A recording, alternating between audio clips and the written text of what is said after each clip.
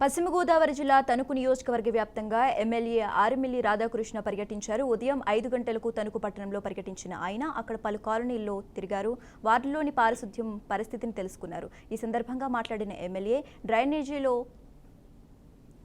అవకతవకలు జరిగినాయని, నీరు వెళ్లే మార్గం లేక ప్రజలు అవస్థలు పడుతున్నారన్నారు. గత 3 సంవత్సరాలుగా డ్రైనేజీ వ్యవస్థ నిర్వీర్యం చేశారని, పారిశుద్ధ్య కార్మికుల సహకారంతో పట్టణంలో ఉన్న డ్రైనేజీ వ్యవస్థను యుద్ధ ప్రాతిపదికన మెరుగుపరచడానికి చర్యలు చేపట్టామని అధికారులను ఆదేశించారు.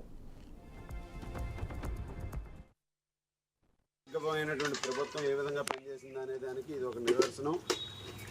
గత 3 సంవత్సరాలుగా డీసిల్టింగ్ చేసినటువంటి పరిస్థితి తణుకు పట్టణంలో ఎక్కడా లేదు.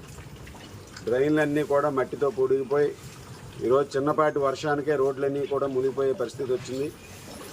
ఈరోజు అటువంటి పరిస్థితి నుంచి మరలా అన్ని డ్రైన్లు కూడా డీసిల్టింగ్ చేస్తూ ప్రజలకి ఇబ్బంది కలగకుండా రాబోయే ఈ రైనీ సీజన్లో కూడా డ్రైన్లన్నీ కూడా సక్రమంగా ఫ్లో అయ్యే విధంగా కూడా చేయడం జరుగుతుంది. దీని మీద యుద్ధ ప్రాతిపదికన తణుకు పట్టణంలో ఉన్నటువంటి అన్ని వార్డుల్లోనూ కూడా చేయడం జరుగుతుంది.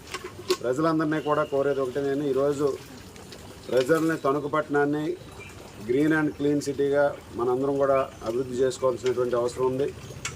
మనకున్నటువంటి చెత్తను కూడా ఒక ప్రాపర్ ప్లేసెస్ ఏదైతే ఉన్నాయో అక్కడే వేయవలసిందిగా మిమ్మల్ని అందరినీ కూడా కోరుతున్నాను. ఎందుకంటే ఈరోజు మనకున్నటువంటి స్టాఫ్ కూడా చాలా కష్టపడి వారందరూ కూడా పారిశుద్ధ్య సమస్య లేకుండా చేయడానికి ప్రయత్నం చేస్తున్నాం. మేము కూడా ప్రయత్నం చేస్తున్నాం. ప్రజలందరూ కూడా సహకరించాలని ఈ సందర్భంగా కోరుకుంటున్నాం.